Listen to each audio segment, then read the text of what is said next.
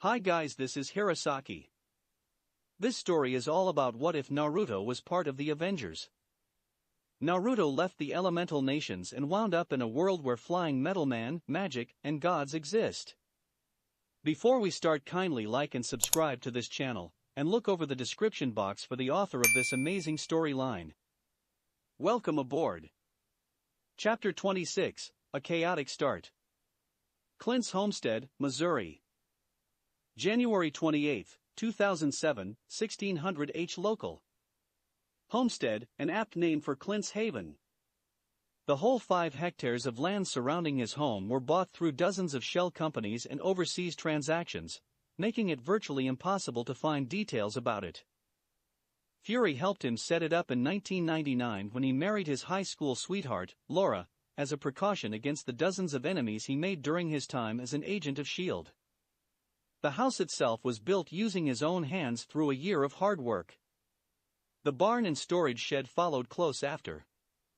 As for the farm they have planned, that's still up in the air. His erratic workdays make it virtually impossible to maintain it.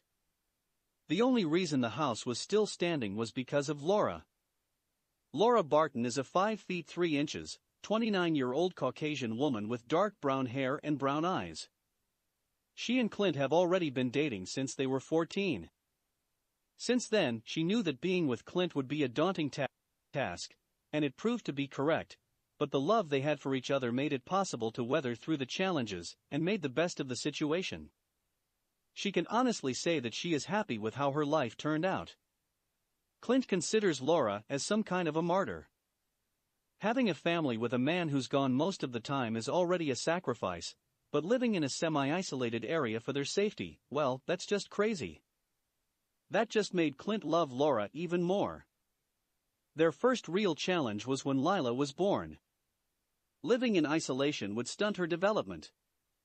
It's a good thing he worked for a spy agency cause Fury was able to set up solid false identities for Laura and Lila, making it possible for Lila to attend classes safely in the coming school year. Clint is now landing in an open field in front of his home.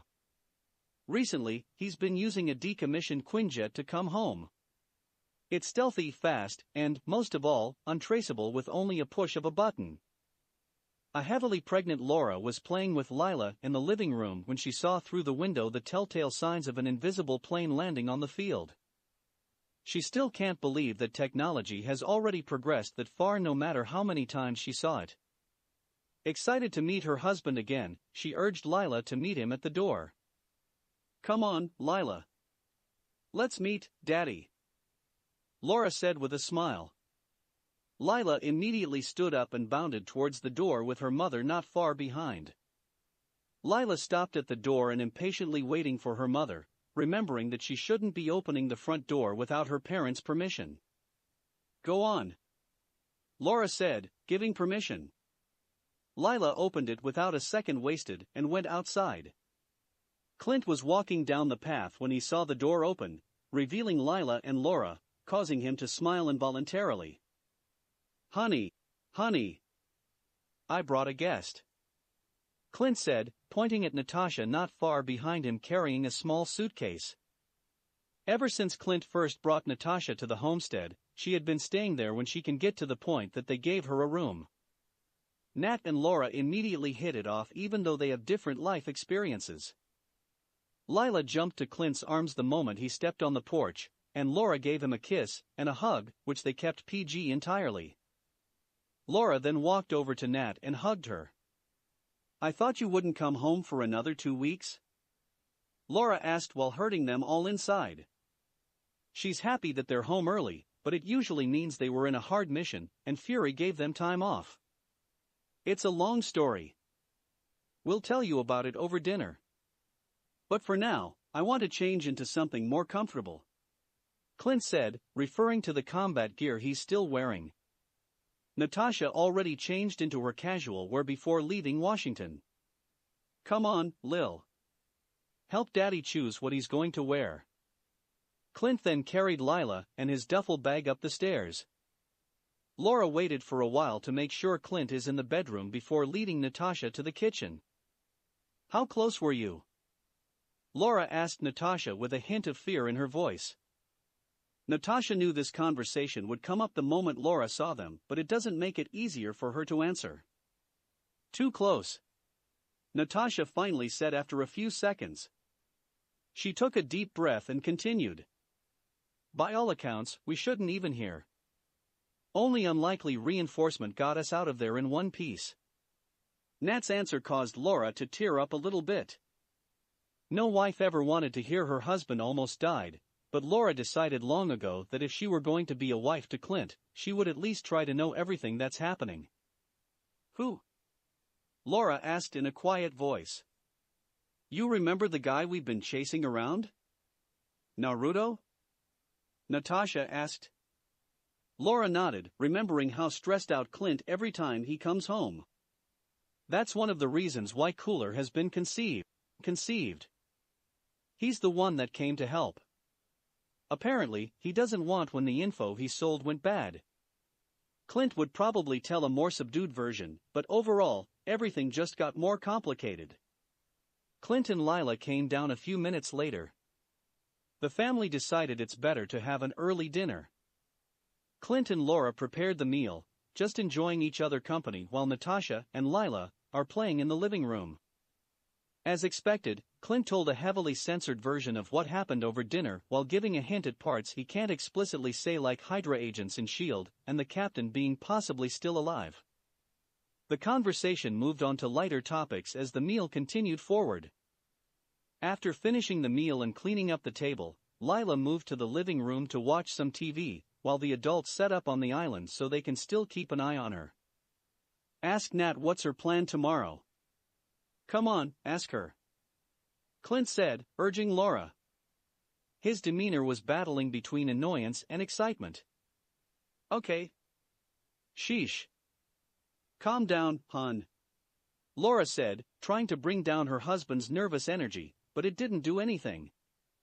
She finally faced Nat just to move the conversation along. What's your plan for tomorrow? Natasha weirdly turned slightly red, but she still showed a calm and collected exterior. I have a date, Natasha answered candidly. Like for a mission? Laura asked, knowing that Natasha does a lot of seduction jobs. She still doesn't know precisely what Natasha's training was like, but she had an idea. I'm not sure, Natasha said while having a contemplative look. I'm just going to say halfway in between a mission and personal thing. How did that happen? After we brought in Naruto, he kind of forced us into a situation where we had to bargain with him for information. The first thing he asked was something that could be expected, but the second one hit everyone by surprise. Natasha explained. He asked you out, didn't he? Yup, Natasha answered with a nod. I said yes, of course, but everyone is trying to make it a surveillance mission. Clint here wanted to air support for Christ's sake. She finished with an exasperated sigh. Laura shot Clint a shocked and disappointed look. What? You haven't seen the guy? He's like an annoying kid who turned into RoboCop. Clint defended himself before standing up and retreating towards Lila. He's the same guy you met in Vegas, right? Laura asked. The same one. Fuck. Natasha added the last part when she suddenly remembered a detail that might have slipped their minds. What? I might have forgotten that he may or may not be an alien. Oh. Was the only thing that came out of Laura's mouth. Does he at least look human? Yes. A cute one too. Wait, I got a picture, Natasha said before fishing out her phone from her pocket. She started scrolling on her phone when she found a picture of Naruto from her car footage. Here he is. Wow. How can someone look cute and ruggedly handsome? Laura suddenly blurted out. Is that Whiskers? What is he? An alien humanoid cat? More like a fox, Natasha corrected. His codename is Ninetails, which can be linked to a nine-tailed fox demon in Japanese culture. Huh. You learn something new every day. Laura said with a thoughtful look. So, when and where are you meeting? 8 am, but as for where, he said he'd pick me up. Natasha said, slightly unsure. How would he manage that? We're basically in the middle of nowhere. I don't know, but I'm going to make him work for it. Natasha said with a giggle. She then looked at Laura's stomach and asked, You're due any week now, right? Any day. Laura corrected with a groan. Don't get me wrong, I love this kid, but I just can't wait for him to pop out. Is the midwife ready? Natasha asked. Yes, but there might be a problem with that. Another pregnancy has a close due date with ours, only a difference of 2 days. If the labor starts at the same time, only one of us would be attended. Laura said, visibly worried. Clint decided to walk in and interject conversation carrying Lila. I'll tuck Lila in and head to bed myself. Good night, Han. Don't stay up too late. Clint said before kissing Laura. He then faced Nat and said in a serious voice, May God have mercy on your soul. Before running away. Natasha just let it slide, she'll get him back tomorrow after her date. I think I'll head to bed too. Laura stood up and hugged Natasha. I hope you have a great time tomorrow. Good night. She whispered to Nat's ear. Okay. I'll just stay up for a little bit. Natasha said before waving Laura off. She stared at her luggage and sighed, Guess I should prepare my gear. Already surrendering to the thought that the date would not be a typical one. Clint's homestead, Missouri. January 29, 2007, 0745H local. Wow. You pulled out all the stops. Laura reacted when she saw Natasha walk down the stairs. She's wearing dark blue fitted jeans, a black camisole under a leather jacket, and brown boots. It's not too much, right? Natasha asked with an uncharacteristically nervous voice. No. It's perfect. He's going to love it. Laura said while hugging Natasha. She then started patting Nat when she felt something under her outfit. Don't take this the wrong way, but why are you carrying what felt like a whole armory? And are you wearing your bulletproof jacket? Clint was not overreacting. Every time I'm with Naruto, something is happening. But to be fair, I only met him twice. Natasha said before, both of them walked towards the kitchen where Clint is cooking breakfast. You have your phone and band? Clint asked without looking behind him. What are you? My dad? Natasha answered back with a bit of attitude. Clint turned around and gave Natasha a disapproving stare. Just answer the question. Yes, Dad. Have it with me. She said sarcastically. Where are you meeting him again? Clint continued, glossing over Natasha's attitude. I assumed here. Clint stumbled when he heard the answer. No one should know about this place, and judging from Laura's lack of reaction, she already knew what Natasha said. What? I said here. Natasha answered without a second thought. That shouldn't be a surprise. He's a teleporting super soldier. He probably knows everything about us the moment we started following his trail. She offhandedly finished. No way. This place doesn't even show up on any maps. Clint said, not entirely confident with his assertion. You're still saying that after everything? Natasha said with a shake of her head. That's when they heard the sound of a motorcycle getting closer. Son of a bitch. Clint exclaimed under his breath before running out of the front door, making sure that he grabbed the bow and quiver hanging near the door. When he got outside, he saw a man riding a large motorcycle breaking through the tree line. Maybe bullets just don't work. Arrows might be the way to go. He whispered to himself while knocking an arrow. When Natasha and Laura finally exited the home, they only saw Clint releasing the arrow, which headed straight towards the man on the motorcycle. The arrow pierced the helmet's face shield, presumably piercing also the man's face. Clint! Laura shouted. shocked at the series of events. She was going to charge at her husband and pummel him to the ground when Natasha pulled her back. "Let me go. He can't just kill anyone when somebody shows up," she shouted while trying to get free from Natasha's hold, but it just gets tighter. "He's not dead. Look at him.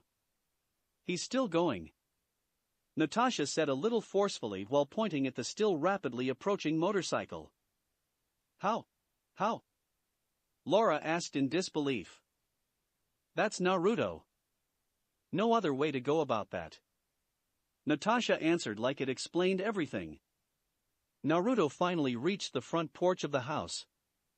He removed his helmet, which suddenly disappeared, and immediately started ranting. "What the hell? I just borrowed that helmet. You just shoot everyone you meet?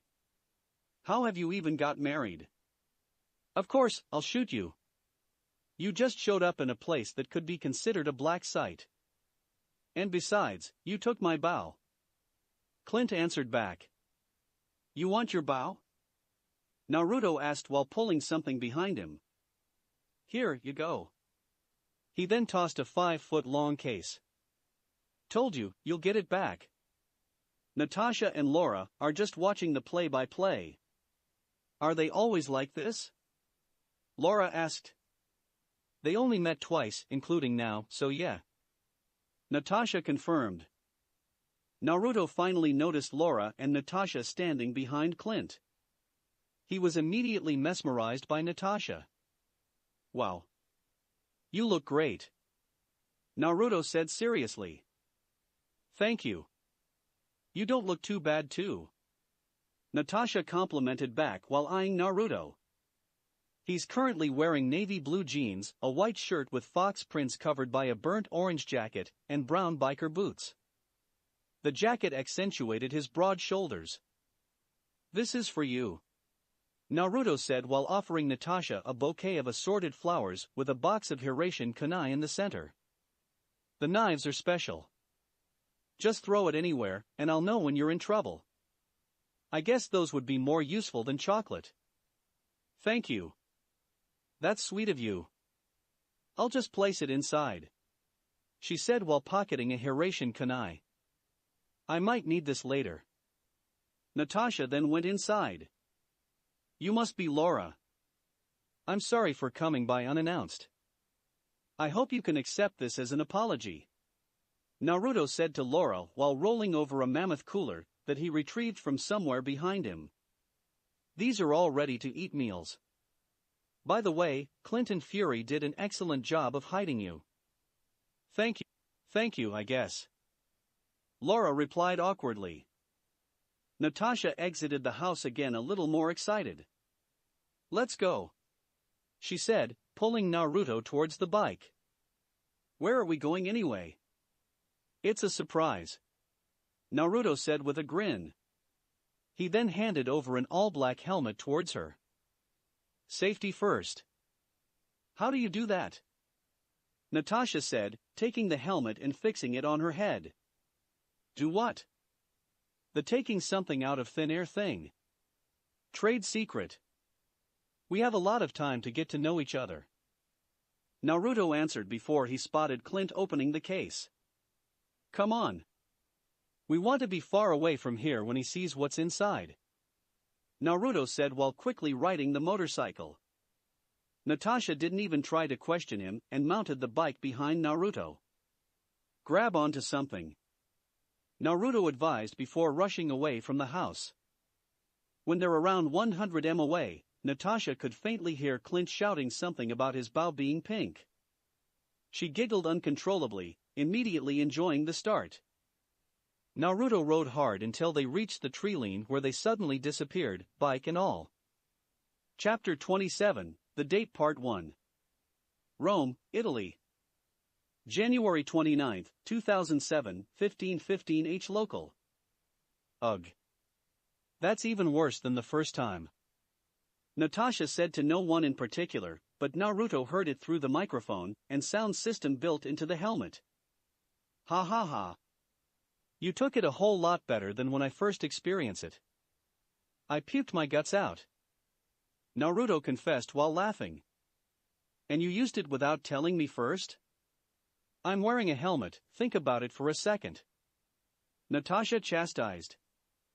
Naruto did as she asked, and it doesn't paint a pretty picture. Wow. That's bad. I'm sorry. Naruto apologized, properly chastised. Just remember next time. Natasha instructed. That's when she decided to look around the surroundings they're riding through. She noticed that the old buildings and classical architecture not found anywhere in the US. Are we in Rome? Yup. I found the second greatest food after ramen at a restaurant around here when I was traveling. I'm bringing you there. Naruto said, visibly excited while maneuvering around Rome's side roads. Wow. You're pulling all the stops. Natasha teased. Of course. I have one shot to impress the lady. Naruto declared vehemently. Natasha couldn't help but laugh at Naruto's enthusiasm. And we have arrived, my lady. Naruto said in an aristocratic voice before stopping in front of a small restaurant. Natasha dismounted the bike and removed her helmet. She was fully expecting Naruto to bring her to some fancy restaurant to impress her, but this is a whole lot better. She turned around and saw Naruto locking the bike. That's when she noticed something. What make and model is your bike? I don't recognize it. Natasha asked, genuinely interested. One of her hobbies that doesn't directly relate to her job is working on her bikes. She loves how she can build up a monster of a motorcycle and being able to tame it. It's like a cathartic experience for her. This? Built it myself. Naruto answered like it wasn't a big deal. He started building the bike when he was in Japan and saw a motorcycle racing tournament. The moment he saw those high-speed two-wheelers, he was hooked.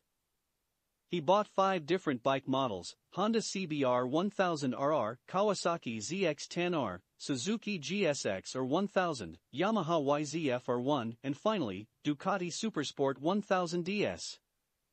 He had teams of clones disassemble and reassemble all of the bikes, trying to understand how each of the parts works. It took 3 months before the clones are satisfied and dispelled, giving him all the knowledge on how the bike works. He used his knowledge of the parts and the incredibly versatile chakra metal to create the ultimate superbike.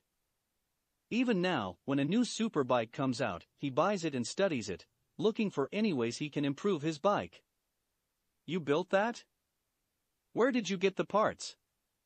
I can't recognize most of it. Natasha asked, her enthusiasm rising. You shouldn't. Naruto offhandedly said while calling Natasha over to analyze his bike. When she got closer, she noticed that she couldn't even identify the material. I started from scratch. Studied every bike I can get my hands on until I have an idea on how to build my own. I made everything myself, including the nuts, bolts, engine, suspension. The whole thing is customized to my specification. I call it Raijin. Named it after the Japanese god of thunder, lightning, and storms. If it were possible to orgasm at just the thought of the superbike, Natasha would have done it multiple times at this point. What are the specs? Natasha asked quietly, excited, and afraid at the same time to hear the answer. Naruto's grin just got even more feral, which weirdly attracted her. Raijin is an 8-cylinder, 3000 ccs, 1000 horsepower beast of a machine that can go from 0 to 100 km per hour in 1.5 seconds flat, and has a top speed of 500 km per hour. Naruto answered probably. Of course, all of those are without the Fuinjutsu enhancements activated. Only the chakra needed to transform the properties of the chakra metal are currently running through it. He still hadn't tested how much the Fuinjutsu improvements would affect the superbike. As for the fuel, it uses premium gasoline, but it can also run on chakra input. Natasha is practically drooling. The bike Naruto made is probably the most powerful street-legal machine ever built, and that includes cars. The only more powerful street-legal vehicle she can think of is the 1001 HP Bugatti Veyron, and this bike can make the Veyron look like a freaking beetle. On our next date, you're going to help me build one of these. Natasha said with conviction, only realizing what she said after causing her to turn slightly red. So, there's a next date? That's good to know. Naruto teased with a wide smile. He then took Natasha's hand and pulled her gently inside the restaurant. Come on. We'll miss our reservation. Natasha saw a typical family restaurant set up on the inside. A few tables and chairs here and there, corner booths for a more private setting, a wine rack, and an open view to the kitchen. There are only around 10 employees inside, including the cooks and waiters milling around. A lot of natural lighting is used, which makes the whole ambience more open. Naruto walked to the receptionist and spoke in fluent Italian. Mi scusi. Ho una prenotazione sotto il nome di Volpe. Excuse me. I have a reservation under the name Fox. Naruto said politely. Certo signore. Fammi controller por un momento. Of course, sir. Let me check for a moment. The receptionist replied while opening the reservation book. Mentre ci puoi dirmi se Leon è dentro. While you're at it, can you tell me if Leon is inside? Naruto asked. The receptionist looked a little surprised that someone knew her boss, but she just answered it like a professional. Si signore. E nel retro. Yes, sir. He's in the back room. She answered before finding a 3:30 reservation for Volpe marked with VIP. Seguitemi signore. Abbiamo uno stand riservato per te. Follow me, sir. We have a booth reserved for you. The receptionist said while leading them to a secluded box at the back of the restaurant. Ikosaika. Un cameriere sarà con te a breve. Here we are. A waiter will be with you shortly. She then walked away. I didn't know you speak Italian. Natasha said, impressed. You pick up a lot of things if you have as much free time as I have. Naruto confessed. You still have a lot of free time.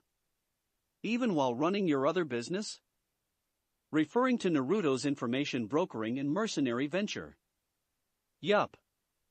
The network pretty much runs itself while the hands-on part just happens from time to time. Naruto explained. You should probably text Coulson or Fury. Why? Not really wanting to let S.H.I.E.L.D. be in her business. Because the jump from Missouri to Rome might have destroyed that watch of yours. Naruto answered while scratching the back of his head. Natasha immediately checked over her watch and saw that it's not moving. She removed it from her wrist and checked the inner mechanism. The moment she opened it, she saw the fried circuits and a part that doesn't belong. Fuck. I'll kill them. I told them no mics. Nat angrily mumbled to herself. She doesn't know if she's worried or happy that the band was destroyed. Natasha pocketed the watch and retrieved her phone. She texted Coulson that everything was okay, and they shouldn't panic, but not adding their current location. She wants them to work for it. That's when a man walked over to their table. He's a 6 feet 2 inches Italian man with receding pepper-colored hair, brown eyes, and trimmed beard. He also wears a black coat and dark-colored glasses that are perched at the tip of his nose. Natasha stared at the man, trying to remember him. She knows that she met him before but didn't remember when and where. Naruto. You didn't tell me your date is the beautiful Signora Vidova. The man said with a knowing smile. Natasha quickly reassessed the situation. She rechecked the entry and exit points as well as the possible number of hostiles. While Natasha is formulating an exit plan, the man and Naruto just kept on talking. Awesome, right? I can't believe she said yes. Naruto said while smiling, still not recognizing the fact that he essentially blackmailed her into saying yes. How are you anyway, Leon? He asked the now identified Leon. The mention of the man's name snapped Natasha out of her musing. She recognizes the name. Leon was a New York-based hitman that did several hard jobs that made him a legend in the community. Apparently, reports of his death 7 years ago are exaggerated. I'm doing great. The info you gave me 2 months ago helped a lot. Leon answered. He then faced Natasha and gave a small bow. Pleasure to meet you, Signore Romanov. I assure you that I am out of the game for a long time. Besides, Naruto here is a friend, and it would be a shame for his date to end abruptly. He reassured with a smile. Nice to meet you too. I see that you are alive and well. Naruto surely has a wide range of friends. Natasha cautiously said. She has no idea if she would report this to S.H.I.E.L.D., but personally, she would just let him be. Leon laughed a little, recognizing that Naruto has a weird collection of acquaintances. So, what would it be? Leon asked their choice of meal. I'll have a caprese with bread and a glass of Chardonnay. Natasha answered without pause. She already decided what she wanted to have when she learned that they are in Italy. And you know what I'll have? Just add a margarita pizza and tiramisu to share. Naruto added his order. Carpaccio and spaghetti alla vongole with sparkling water. Got it. Leon stated for confirmation before walking away. There was a small stretch of awkward silence between the two, probably because they have no idea where to start the conversation. Natasha only has been on one real date in her life, which abruptly ended when her date ran away scared. As for Naruto, he has only been on dates with one girl, and they already knew each other for quite a while. Natasha decided to throw caution in the wind and ask the question that's been bugging her for quite a while. Are you human? Naruto suddenly chokes in surprise, hearing the question. Of course, he knows about aliens, but he never considered himself as one. But thinking more about the definition of an alien, he is regarded as one. No. At least I don't think I'm not. He answered, using a loophole. He is a human alien. A bizarre situation if you think about it. Then how can you do the things you do, the teleportation, cloning, and nigh invulnerability? Natasha pushed forward. That's a complicated question with a complicated answer. Naruto thoughtfully said. It should be a third date question, I think, but for now, let's just say I'm special. We haven't even been on a second date, and there's already a third date. Aren't we moving too fast? What else do you think would happen on the third date? Natasha teased this time. Luckily for Naruto, Leon and a pair of waiters served their orders at that time. Your meal is served. Just call me if you need anything. Leon said before walking away. The meal went on smoothly. They just exchanged funny stories and experiences while making sure nothing too personal would come up. Some questions were answered, but most of them are skirted over, both of them not wanting to scare off a prospective partner. They stayed for 2 hours until people started to fill the restaurant for the evening rush. Naruto called over Leon so they could check out. Don't worry about the meal. It's on the house. Leon waved off. Thanks, Leon. I'll see you next time. Naruto said without fighting back. Thank you for the meal. I hope you can make your business grow. Natasha cordially said. She decided that she won't mess up Leon's new life by putting him in S.H.I.E.L.D.'s radar. Leon nodded in appreciation and watched them walk out of the restaurant. He started cleaning the table when he saw a folder on Naruto's chair. He picked it up and opened it. Inside are different pictures of a girl walking around campus.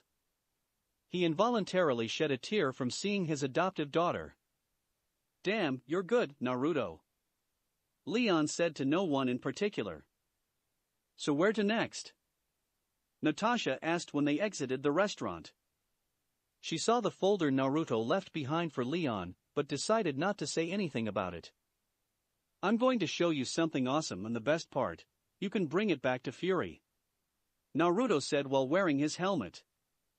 But I think you should wait until the rat's been dealt with. he finished while mounting his bike. Natasha quickly wore her helmet and got on behind Naruto, wrapping her arm around him and pressing herself. She felt a small shiver run through him. "I think you just brought your bike so you can feel me behind you," Natasha teased behind him. "I'm neither going to confirm or deny that," Naruto answered before revving the bike and shooting off. "We're going to do a jump." "Just saying." Natasha braced herself before the scenery suddenly changed from an alleyway in Rome into a jungle tree-line with a salvage yard in the distance. Clint's homestead, Missouri.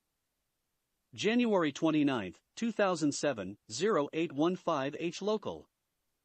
"Why is my bow pink?" Clint shouted. Laura finally understood the pair's dynamic. Naruto messes with Clint and Clint retaliates. It's a vicious cycle that she can't help but laugh at. She looked over the case of her husband's bow and quiver and saw a piece of paper. She opened it and read it out loud. "Just submerge in hot water for 30 minutes. At least it's not permanent." She said the last part to her husband with a comforting smile. "I'm just going to use the bathtub," Clint said with a sigh. He placed his weapons inside the case again, so it can be carried easier. "Come on, hun. Let's go inside and have breakfast." Clint saw Laura frozen in place, a little scared. "Hun?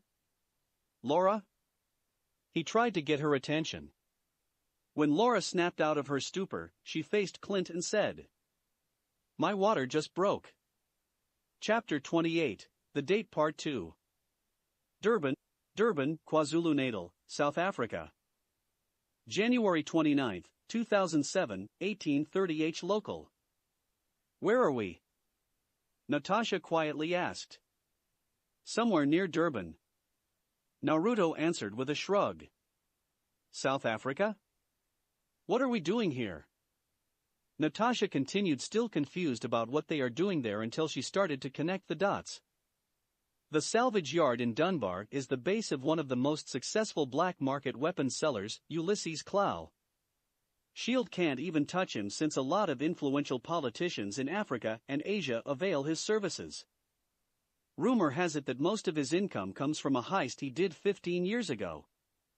SHIELD has no idea what he stole, but it can't be good based on the money trail they were able to dig up. Most of the items went towards illegal research companies, and when they raid those places, they always evacuate the materials first instead of the leaders or researchers. That alone shows how important those are.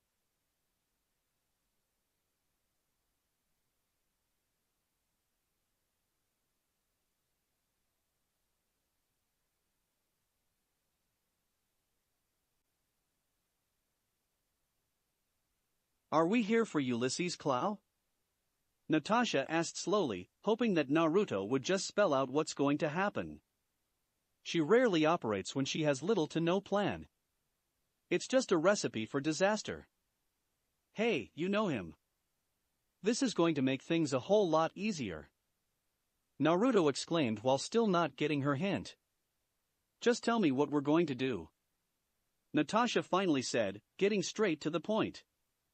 "Oh," Naruto whispered. Natasha thought she would finally get some details until he heard his answer. "We're waiting for someone. They should be here any minute now." Natasha is getting frustrated. The mystery works when it's part of their regular date that involves going halfway around the world for brunch in an ex-assassin's restaurant.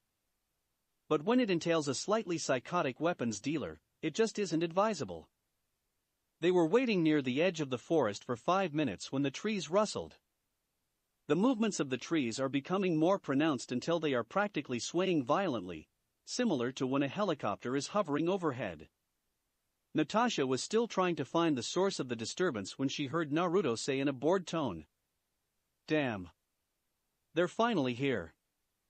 Right after Naruto's statement, a trapdoor seemingly appeared 70 m high up in the sky out of nowhere and opened. A black object rapidly dropped from it and landed 3 m away from them. Natasha stared at the object until it stood up. That's when she realized it is not an it but a he. The object is actually a man wearing a black overall with silver accents and a cat-like helmet. Natasha's mind is in overdrive, running through her mental database, searching for anyone who has successfully built an active camouflage system and can create a super soldier. The super soldier idea came from single evidence.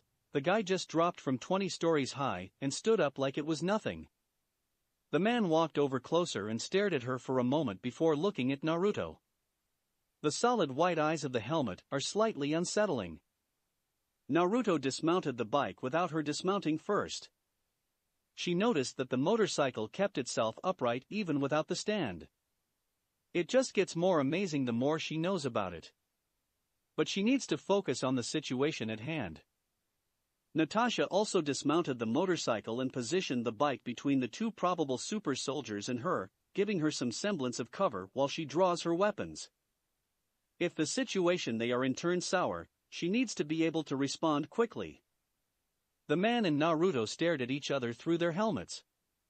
Natasha could feel the tension skyrocketing until both of them laughed hard. They removed their helmets simultaneously and hugged each other. Natasha felt so stupid for not predicting that Naruto is already a friend to a super soldier. "How's the flight, and where's Okoye? I never saw you without her nearby," Naruto asked after they were done hugging. "It was good, all clear skies. As for Okoye, she's finding a landing spot. Wabi is with her," the man answered, his smile dropping a little. "How about you? I see you're doing well for yourself." He said the last part while glancing at Natasha. "Ha ha, ha ha ha. I wish. This is our first date. Let me introduce you guys," Naruto said with a laugh. They both walked closer to Natasha with Naruto leading. "Nat, this is the Crown Prince Chala, the Black Panther protector of Wakanda. Chala, meet the beautiful and deadly Natasha Romanoff, the Black Widow." He introduced them with a smile and a small amount of theatrics. Natasha removed her helmet during the introduction when she heard the man's name. Chala, the prince of an impoverished nation of Wakanda. Well, apparently not so impoverished if everything she says is true. "I'm sorry about the surprise. Our friend here probably wants to give you a more exciting activity. Instead of maybe skydiving or laser tag, he decided to bring you in a matter of national security and secret," Chala said with a bow, while not forgetting to send a jab to his friend. Natasha couldn't help but smile at Chala's assertion. Naruto is certainly a bag of surprises. No problem. Naruto somehow just finds a way to turn someone's worldview around. Natasha greeted back. Chala gave one last bow and faced Naruto. "I see you have finally finished your bike," he said while checking over the Raijin. The elegant black motorcycle with burnt orange accents certainly looks intimidating. "I want to see which is faster, mine or yours. We should race when we get back." "Nobody would be racing anyone until His Highness settles our current predicament," a voice answered from some distance away. Everyone turned around to look at where the voice came from, and they saw a pair of man and woman walking towards them. The man is wearing a blue cape with a sword at his hips, and the bald woman is wearing red armor while carrying a spear. The woman is observing Natasha, like ascertaining if she was a threat. "Okoye? Wabi? What took you so long?" Naruto asked animatedly. "Naruto." Both greeted him with a small bow. "Don't be like that. We're going to be a team later, so you guys need to loosen up. Isn't that right, Nat?" Naruto let out loudly, trying to pump up Okoye and Wabi. "I still have no idea what we're doing, so I'm not going to weigh in on this," Natasha answered with a small shake of her head. Naruto looked a little disappointed and looked at Chala for support, but he just got more dejected when he heard his answer. "The bruises she gave me 2 days ago are still there. You're on your own this time, my friend," Chala said with a smile. "You guys suck," Naruto answered with a pout before looking to Wabi. "You should be the happiest of all. We're going to take down the last half of the reason why your father died," he said in a slightly serious tone. "The last half? What are you talking about?" Wabi asked while taking on a more dangerous tone. "Damn. You guys have too many secrets," Naruto whispered to himself. "Just ask your king after I get my approval, or you could just ask Clow," he said to Wabi. He then retrieved two objects behind him and tossed it towards Natasha. "You might need those." Natasha examined what Naruto tossed her and saw that it is a baton and a mask with a red hourglass. "Just flick the baton, and it'll extend to a 6 feet long electrified staff." "Oh, I forgot. You also need these gloves." He handed over a pair of gloves. "Thank you. Usually, a guy gives teddy bear or perfume, but knives and electrified staffs are good too," Natasha said with a smile. "How do you want to do this? Loud or quiet?" "Personally, I want everything to go boom," Naruto asked Chala while putting on an orange grinning Japanese demon mask. "We'll go quiet first. When we got him, you can go wild. Okoye would be air support. Wabi, go with her," Chala ordered while placing his mask. Wabi was going to disagree with his orders, but a hard glare kept him in line. "You're too close to what's going to happen, and you're not a stealthy fighter." "And he can," Wabi countered. Naruto decided not to answer, but instead, he just slowly disappears like he is gradually getting more transparent. As soon as he was gone, everyone heard a disembodied voice coming from everywhere. "I can be stealthy if I want to." Wabi shivered, slightly fearful. Natasha, on the other hand, just kept cataloging anything Naruto did and trying to make sense of what he can do. Okoye just kept stoic disposition, but the tensing of her shoulders shows that she is still affected. "That's enough demonstration, Naruto. You made your point," Chala said while fixing his gloves. Naruto then appeared behind Wabi. "All right. Let's do this. I have one more plan for our date," Naruto declared while winking at Natasha, but she didn't see it due to the mask. Okoye pulled Wabi towards the Royal Talon fighter to make sure he doesn't sneak into the fight. "Good thing I'm planning our next date. This just feels too much like work," Natasha said in a joking manner. The spontaneity of it all, although slightly discomforting, makes the whole thing more exciting. Naruto walked towards the motorcycle and mounted it. "You're going to have to run there, bro," Naruto said to Chala. Natasha immediately got the idea and rode the bike too. Chala surrendered to his fate, ran towards the target ship, making sure to keep himself out of sight as long as possible. Naruto had no problem with it and shot towards the ship. They rapidly passed over Chala, and Natasha saw a decrepit ship guarded by men with heavy weaponry. The one thing she noticed was that Naruto is a whole lot smarter than he looks. Naruto is using the shadows caused by the setting sun and the miniature dust storm caused by the changing winds to cover their approach. When they reached the ship, Naruto tapped her legs, indicating they need to dismount. She got off and followed by Naruto. The great thing about the mask, Naruto can use his Sharingan to scout the whole ship. When he memorized the entire layout and hostile numbers, he disabled his eyes. He pulled Natasha close and lifted his mask. "Tell me if you don't want to do this, since I have another thing in mind we could go to," Naruto asked sincerely, making sure that Natasha is still enjoying their date. "I have been in only one real date before," Natasha started while lifting her mask, staring deep into Naruto's cerulean eyes. "So, I'm not an expert, but I can honestly say that I'm having more fun than I have in a long time," she finished sincerely. Naruto couldn't help but feel a wave of attraction hit him during that moment while staring back at Natasha's green eyes. "Motherfucker! Go for it!" Kurama's voice blasted in his mind. Naruto turned off the connection before the date started to make sure there's no distraction during the date, but the Bijou banded together for Kurama to send the message. Naruto didn't bother arguing with Kurama and decided to follow his advice. He cupped Natasha's cheeks and gave her a chaste kiss. Natasha recognizes the fact that setting is not ideal for the first kiss, but hell, if it doesn't feel amazing. Maybe she's a little crazy for feeling this way for someone she barely knows. They were about to dive in for a more sensual kiss when they heard a throat being cleared behind Naruto. They both looked toward its direction and saw Chala leaning against the ship's hull. "Oh. Don't mind me. Go on," Chala teased. Naruto is trying to find the appropriate answer, but he just settled on how he felt. "I hate you."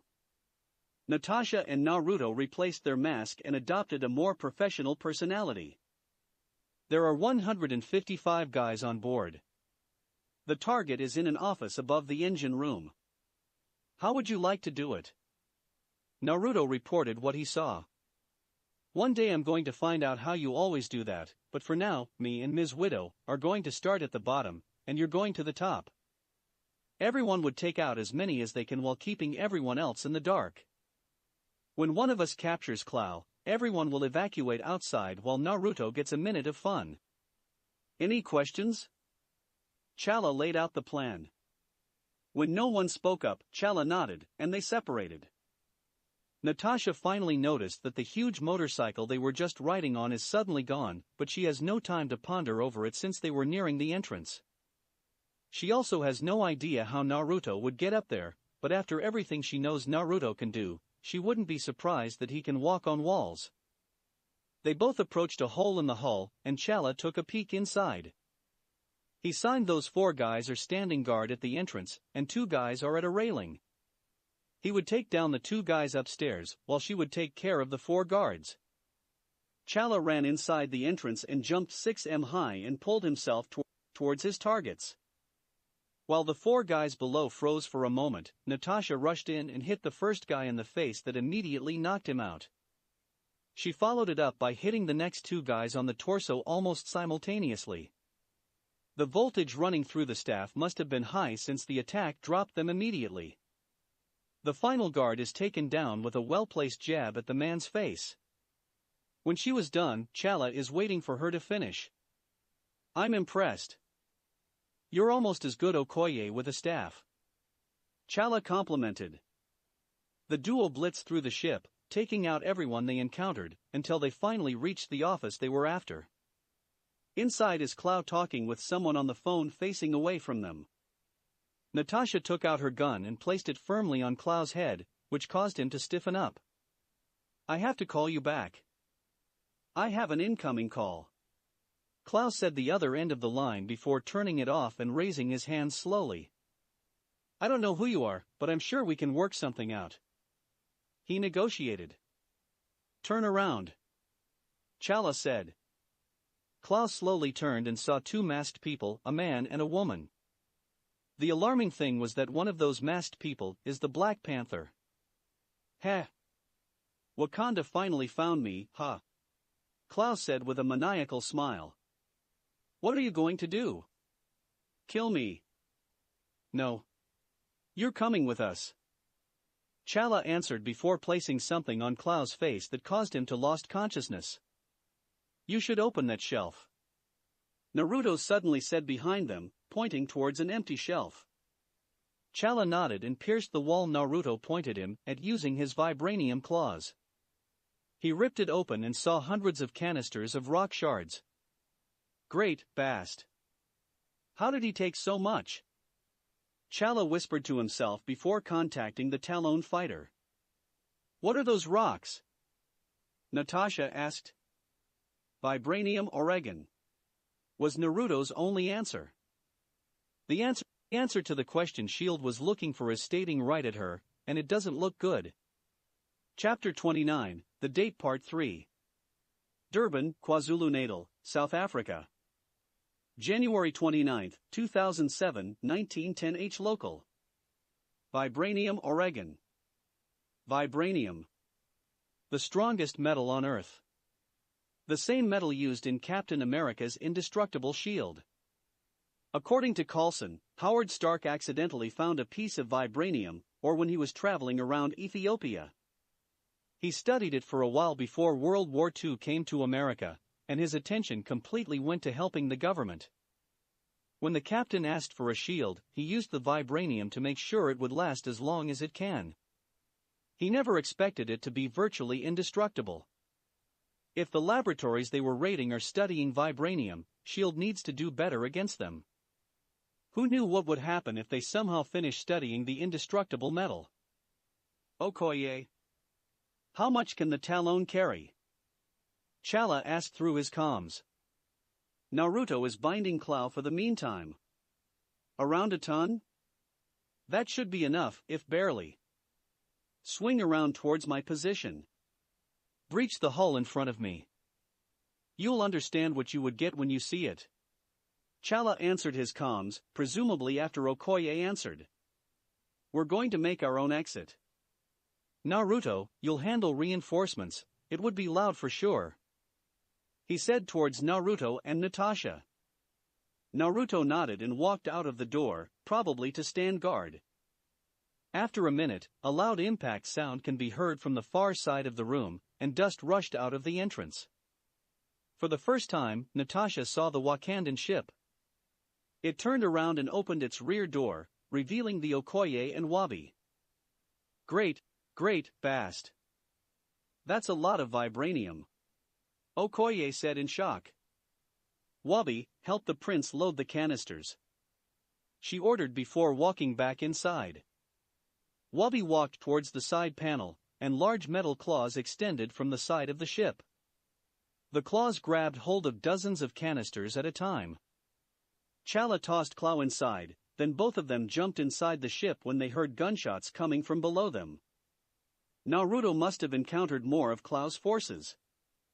Natasha and Chala are rolling all the canisters inside the ship to make room for more. She didn't expect that small pieces of rock are that heavy. The moment every canister in the room is loaded, Chala shouted. Naruto. 1 minute.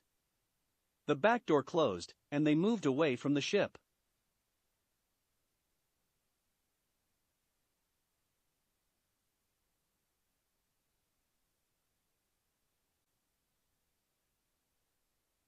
Hey! Naruto's still down there. Natasha shouted to Chala. Don't worry about him. It's safer for us to be this far away. Chala answered calmly. The Talon hovered around a kilometer away and faced the ship. Natasha could see a bright blue pulsing light is emanating from inside the boat. 5 seconds later, the whole ship is covered by a spiraling dome, grinding everything inside it to dust. The dome is producing such a powerful gust of wind that the plane they are in is experiencing strong turbulence.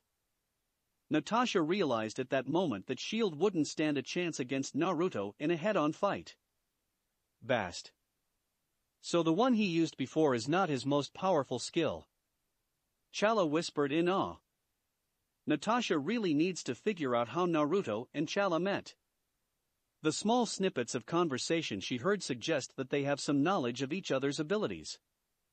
Hey! Let's go. I still need to ask the king. Naruto suddenly shouted behind them. Natasha reflexively turned around, struck him in the chest using the staff. Oh my god. Are you okay? She asked immediately after she realized who she attacked. Wow, that hurt. Naruto said while rubbing his chest, the shirt he's wearing is a little singed. That's your fault too, you know. You just don't appear behind someone and expect not to be attacked. Natasha reprimanded Naruto while placing her hands to her hips. Behind them, Chala and Wabi are placing paralyzing cuffs and a blindfold on Clow. They're like an old married couple. How long have they been together again? Wabi told Chala in a quiet voice. This is their first date. Chala answered in a deadpan voice. Wabi looked shocked at Chala's statement before shaking his head and saying, they would be married on their third date at this rate. Who the hell thought raiding is a great idea for a date? Apparently, Naruto does. To be fair, he's a walking nuke, and she's a master assassin. Chala answered with a shake of his head. Just look at it this way, we got what we came for, and we retrieved the stolen vibranium. He finished before Wabi stood up and carried Clow forcefully to a bar and tying him up there. They really don't want him to get away. Naruto led Natasha to a couch at the side of the plane after a few more exchanges and sat down. So, are you ever going to tell me about how you and the prince met? Natasha asked, giving in to her curiosity. That's a good story. Let me set the scene. It was more than a year ago near the southwest border of Sudan, or South Sudan, whatever you might want to call it. Naruto started his story. Flashback start. Naruto just came from Khartoum, Sudan, to establish his branch of Shikogakure. He has no idea if it will even turn up a profit, but he doesn't care. He just needs a home base in Sudan. His next destination in mind, Burning Bashega of Wakanda. Nairobi, Kenya, would have normally been his next destination, but there's something he needs to confirm in Wakanda because there's something weird going on there. The first thing Naruto noticed was that it's complete isolation. No country would survive for thousands of years in complete isolation. Some resources are always unavailable inside a country. The fact that they primarily only export textiles and crafts, and almost no import, is an insane notion. The second thing is its uninfluenced culture. He can understand if a tribe or two remained isolated and retained their original tribal culture, but a country as a whole. It's just not believable, especially if they are so close to the slave trade and Western expeditions' roots. Not to mention the fact that they have no reported standing armies ever since the country's formation. The surrounding states would have pounced to conquer the land, especially in the 1600s to 1800s. For Naruto, something fishy is going on.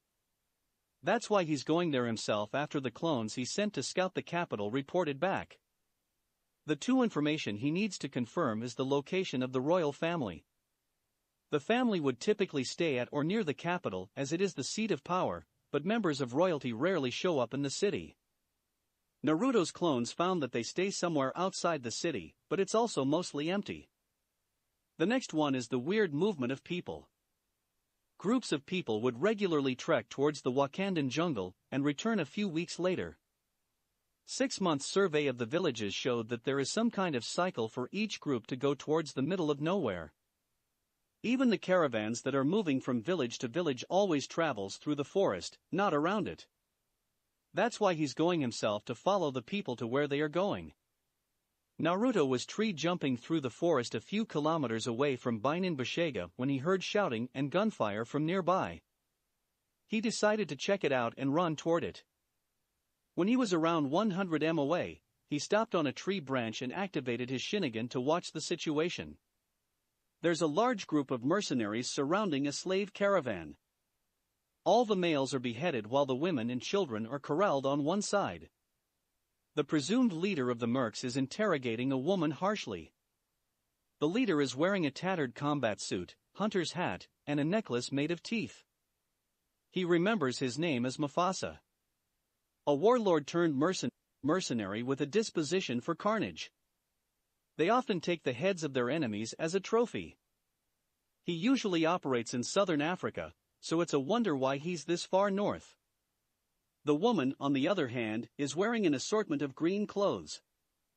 She's acting well enough for everyone else to pass as a refugee or slave, but not for Naruto's eyes. Her muscle development and physiology can't be hidden from Naruto's eyes. I know who and what you are, Mufasa said. You think you're smart by sticking with refugees and slaves, but what you don't realize is that people talk. Give enough incentives, and they would tell you anything. He continued while retrieving his knife and running it all over the woman's neck. Every one of them said the same thing. An angel in green called a man in black, and saved them from a terrible fate. I remember the stories of my childhood. The stories passed down from the ancestors, never fight the man in black. Mufasa walked over to a girl and pulled her towards him. I also remembered the story of a golden city hidden in Wakanda, where the man in black came from. I'm only going to ask you once, Wakandan, he said while placing the knife on the now crying girl's neck. Where is the golden city? Nakia is in turmoil. She's a loyal war dog of Wakanda. Her mission is to serve for the best interest of Wakanda above all others and keeping Zana a secret. She hardened herself, believing the girl would die today. But Bast seems to give her a gift. Death wails of mercenaries echoed around the outer perimeter. Mufasa's men are dropping left and right, and he can't even see it. Mufasa tossed the girl aside, took his gun, and scanned his surroundings, trying to find the man that's been taking out his man. I know you're there, Mufasa shouted before he shot Nakia in the kidney. He grabbed her and pointed his gun at her temple. Show yourself, or I swear to God I'm going to blow her head out. You got 3 seconds. 3. 2. That's when a man in a black suit showed himself. T'Challa has just been appointed as the new Black Panther a month ago after his father decided that he's not fit enough to be the Panther. An hour ago, an emergency transmission came from Nakia's Kimoyo beads. He immediately took a dragon flyer and set out to help her. When he got to the location, he saw a gruesome sight. Bodies are piled up on the side of the road while the heads are in the back of an assault jeep. He took out the outer perimeter guard working inside. T'Challa got spotted by one of the inner guards, and all hell broke loose. Rookie mistake. Now he's in front of a madman with his love rapidly bleeding out, not sure if he can get to him first without him pulling the trigger. The man in black. The protector of Wakanda. Mufasa theatrically said. The Black Panther. Maybe you can answer where the Golden City is? T'Challa was now in the same position as Nakia a few minutes ago, but he doesn't have the same determination to let Nakia die. Don't tell him. Nakia forced out. She's getting weaker and paler as time goes on. I'm sorry. I can't do that, Nakia. T'Challa answered. He faced Mufasa. The Binin Zara is in. He never got to finish his sentence, since a stone pillar suddenly impaled Mufasa. T'Challa was surprised by the suddenness of the man's death. He looked around and saw that all the remaining mercenaries are suddenly impaled. You should help her before she keels over, a voice said out of nowhere. T'Challa looked back to Nakia and saw her starting fall. He ran toward her and caught her. I got you. You're going to be okay, he said while checking Nakia's wound. It's a through and through. He took a Kimoyo bead from his and Nakia's to plug the entrance and exit wounds. It stabilizes her condition momentarily, but she just lost too much blood. She might not make it back to Wakanda for treatment. He's feeling the weight of the situation when a hooded guy walked over to him and crunched down in front of him. You need help, man? The same voice that told him to catch Nakia came from the man. Come on. Just nod if you need help, the man said in a calm voice. T'Challa nodded.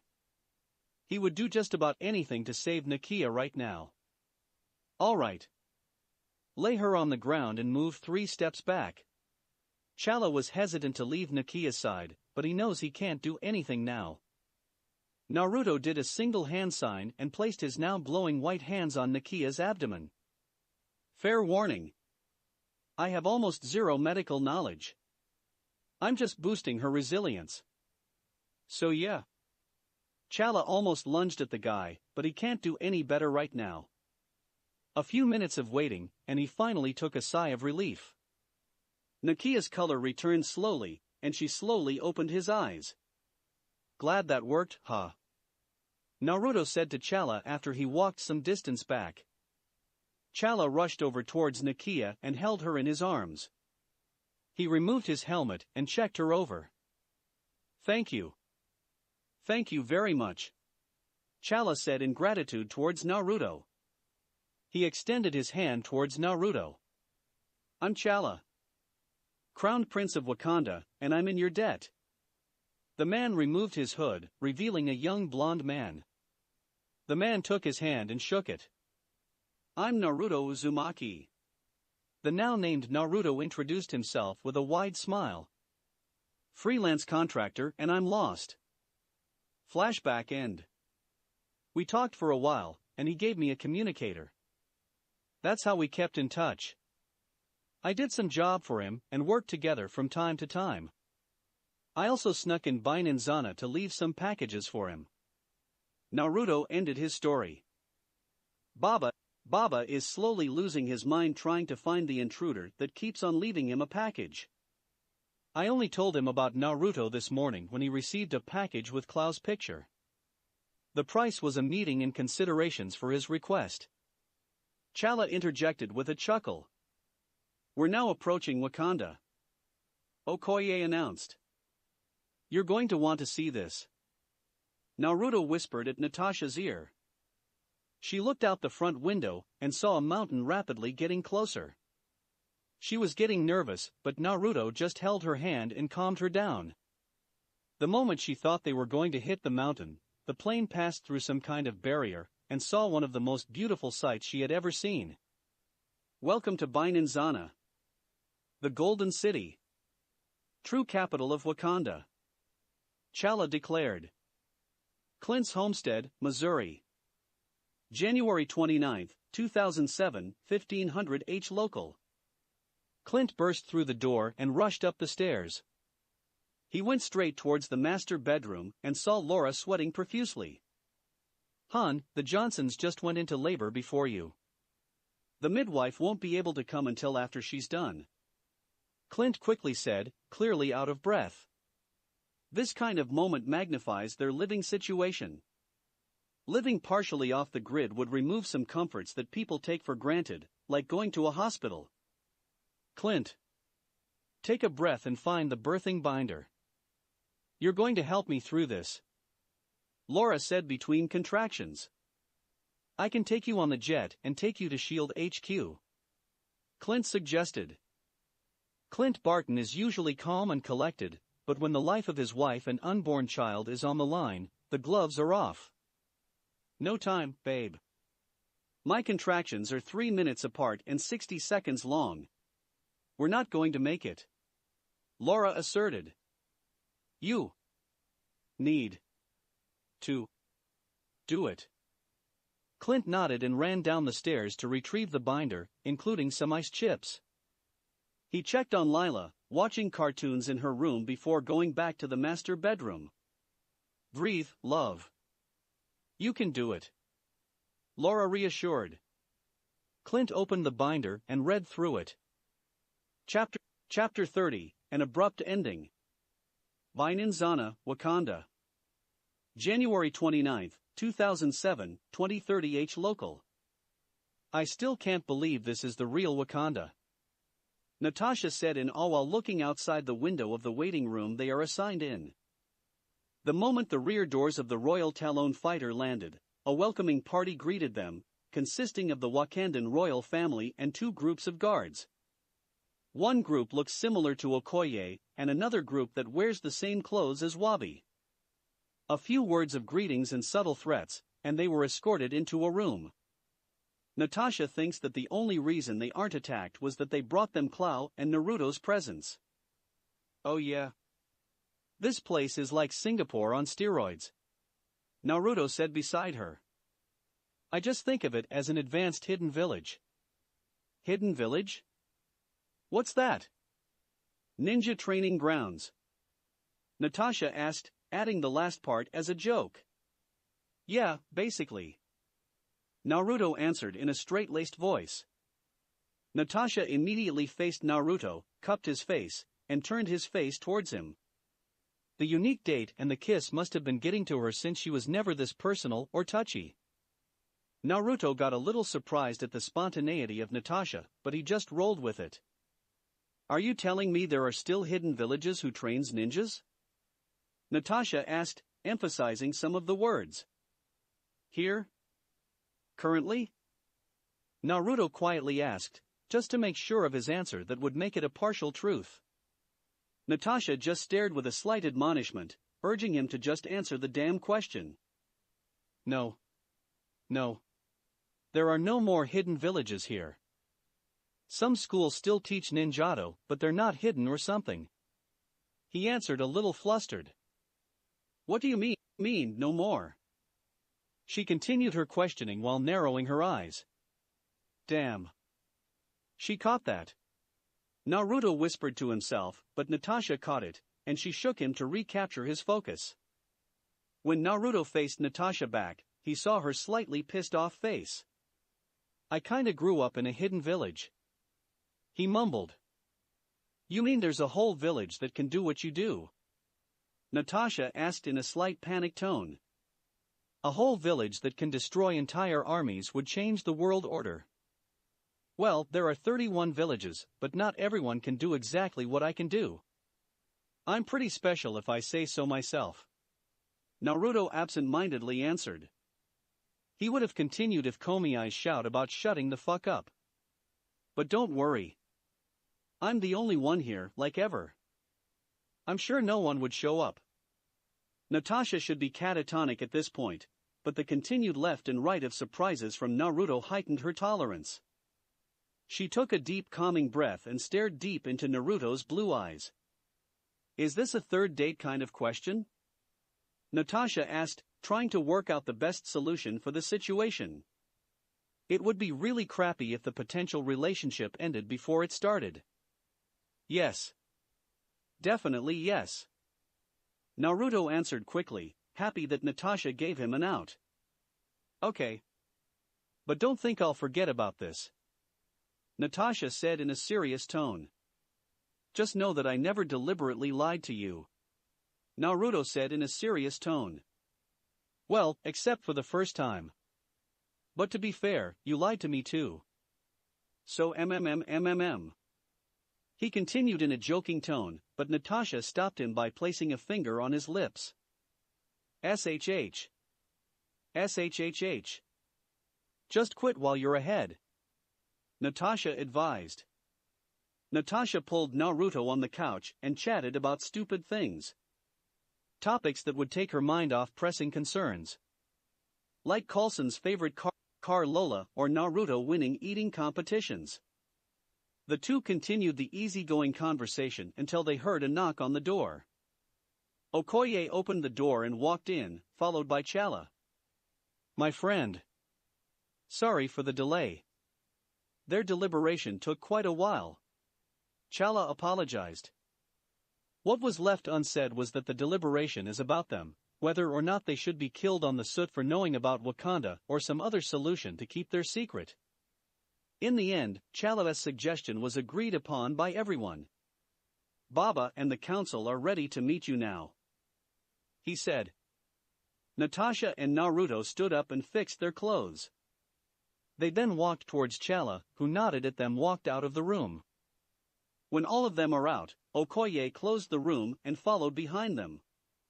No one expects you to know the customs. Just get in and stand straight. You're not going to meet in the ceremonial chamber, but in a meeting room, Chala advised the both of them. Don't worry. I got this, Naruto declared in a loud voice. That's what I'm afraid of, Chala replied with a shake of his head. Already thinking about the inevitable social catastrophe Naruto would cause.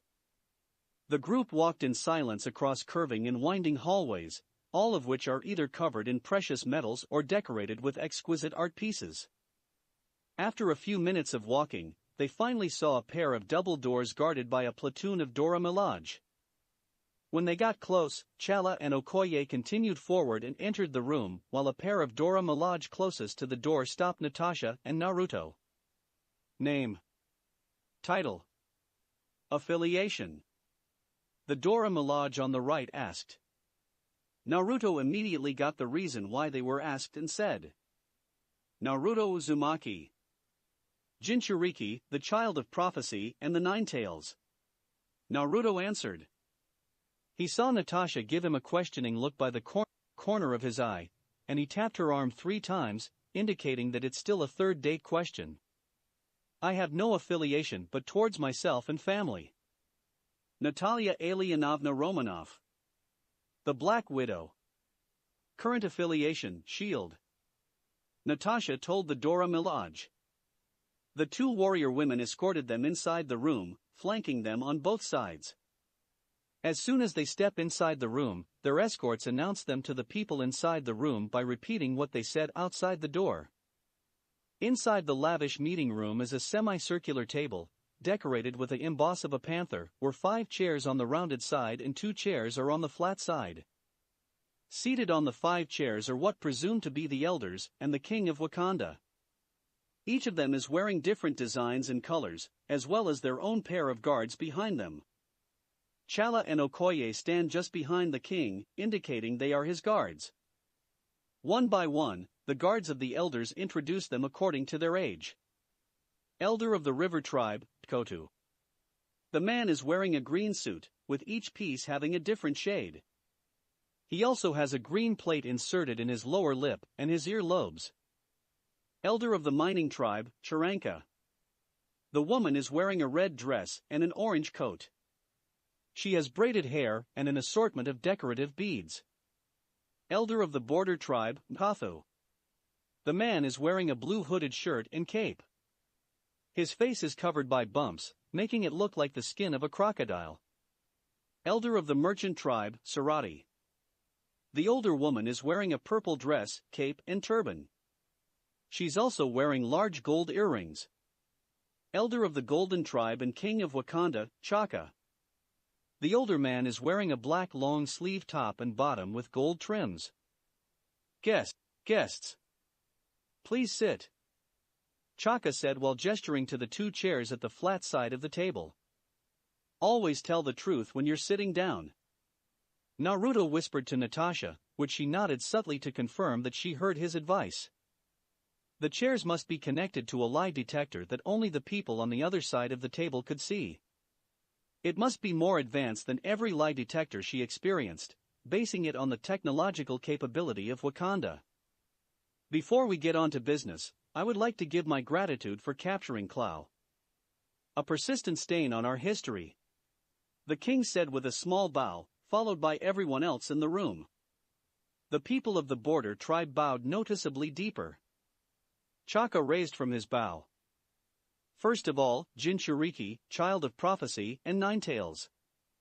Quite a peculiar set of titles you have. Would you mind explaining this for us? Nope. I don't want to explain it. Naruto's immediate answer shocked everyone except Chala, Okoye, and Natasha. His rude response drew disgruntled murmurs from everyone in the room. Their escorts are tensing their body to prepare to strike them the moment their king ordered them. Haha. My son warned me about you, but I guess you need to see to believe. The king mused with a chuckle. Now, let's continue to business. Naruto, the first thing I need to know is how did you get clued into the secret of Wakanda? Oh. That's an easy one to answer. You guys are just too obvious. Naruto answered with a shrug. Chaka gestured him to continue. 3 things, really. The most obvious for everyone is your isolationist policy. It is to prevent outsiders from getting in the country. Mpathu interjected. Well, yeah. But at the image your country is showing, you should be welcoming trade if not people. What impoverished nation wouldn't want to develop? Think about it. Naruto explained. The next thing is the people's movement. The rotation of people to and from the villages is just irregular. You can set your calendar on it. I mean, who the hell would go towards the middle of nowhere? Don't even get me started on the merchant caravans. Naruto ranted.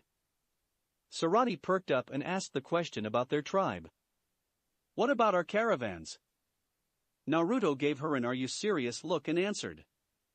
The fastest way from Village A and Village B is a straight line, correct? Naruto asked everyone in the room, which most nodded in affirmation. Then why do your caravans move towards the jungle when the next destination is just the next village over? The merchant tribe elder almost had to drop her head onto the table with how everyone overlooked a simple detail. She would have to correct that mistake immediately. The last one that I think is the most obvious detail that every country should have caught is that the royal family is rarely where they should be. Naruto sagely explained. What do you mean, not where we should be? We are always here, protecting and leading Wakanda. Chaka questioned. Exactly. You are here. Not in, I don't know, maybe your official residence outside Bashega? Naruto asked sarcastically. Chaka dropped his head onto his palm. It looks like a lot of corrections should be made to maintain their secret. You're not at the royal palace 99% of the time. Why would anyone believe that's your residence? I see. It looks like we would need to fix a lot of our lapses. We thank you for your help. Chaka graciously declared while feeling a little stupid. Don't be too hard on yourselves. Your war dogs are doing an excellent job keeping your secret. Naruto placated their emotions, but he didn't notice their slightly panicked expression. The war dogs are Wakanda's spies and secret police. They serve to protect Wakanda's interest, like keeping their secret and gathering information on potential enemies. Well, except for one.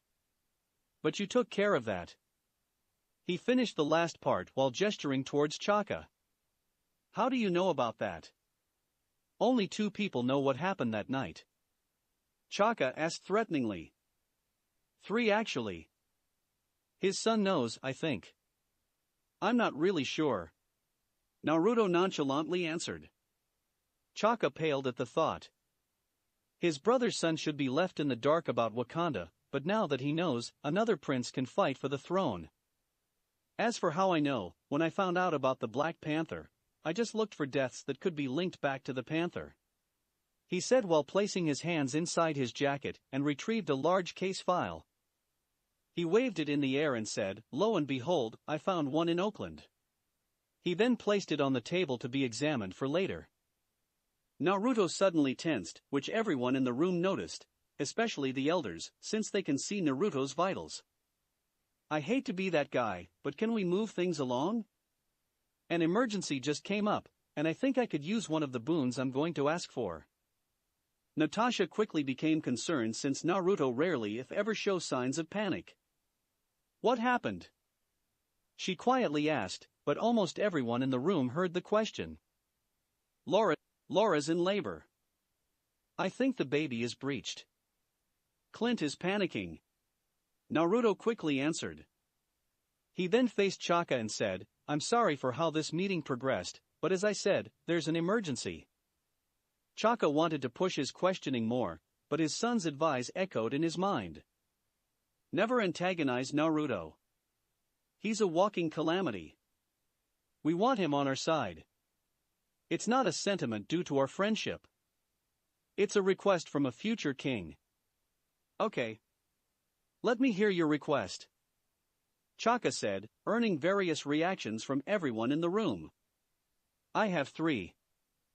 First is for the approval of establishing a restaurant in Binanzana, but that could be discussed for later since I know you would want some answers. Naruto said, earning questioning gazes from everyone. Second one is for a small lump of pure vibranium, maybe 3 inches in diameter, that I would like to test. Supervised, of course. That also could be done for later. That's a more regular request, but why would he only want to test it and not take it? The last thing is something I would like to request right now. I want a pair of war dog kimoyo beads. You can even place a selective surveillance bead in our beads to make sure we won't tell anyone about Wakanda. He finished his quick rundown of request. The last part is convenient for them since Chalada's suggestion is to give them a single surveillance kimoyo bead. With Naruto requesting the kimoyo beads himself, they don't need to request it on them. Chaka nodded towards a pair of Dora Milaje by the side of the door. They stood in attention and walked out of the door to pick up the kimoyo beads. After a few minutes, the pair returned and presented it to Natasha and Naruto. Before you wear them, let me warn you. War Dog's kimoyo beads are the most advanced version we have. It is also the deadliest. The moment you wear them, only a member of the tribal council could remove them. Force removal would lead to the dematerialization of a 5M area. Telling someone about the secrets of Wakanda to someone not wearing kimoyo beads would also activate the dematerialization. Wear it at your own risk. Chaka informed the both of them. Natasha would have declined the obviously dangerous beads, but Naruto's comforting hand urged her to wear it. A condition for both of you for having these privilege is for both of you to return in 2 days. Naruto took the bead without hesitation and wore it. Natasha hesitated a bit, but Laura's condition pushed her to wear it quickly. She thought about how their date is becoming more out of hand. How the hell can a breakfast turn into her strapping a bomb to her wrist? I'll cook for everyone when we come back so you can taste what would be served in my restaurant. Naruto said quickly before grabbing Natasha's hand and disappearing. On Naruto's chair is a 3-pronged knife with some kind of writing. Somehow, the sound of crickets could be heard inside the room. Chaka slumped on his chair. I'm too old for this crud. The king said. I'm sorry, Baba. Chala apologized while rubbing his head. He recognizes the fact that the situation is partially his fault. Oh right. He's your friend. Would he really return willingly? He left that knife, didn't he? What does it have to do with anything? According to what I observed, he can travel anywhere there's that knife of his. Chala answered his father's question. Okoye handed over to Chaka the case file Naruto left behind. He looks at it for a while, debating if he should reveal the secret he has been keeping from everyone.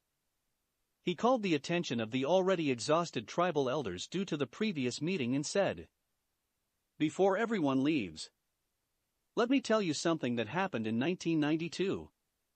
My brother, Njobu. That's it for this reading.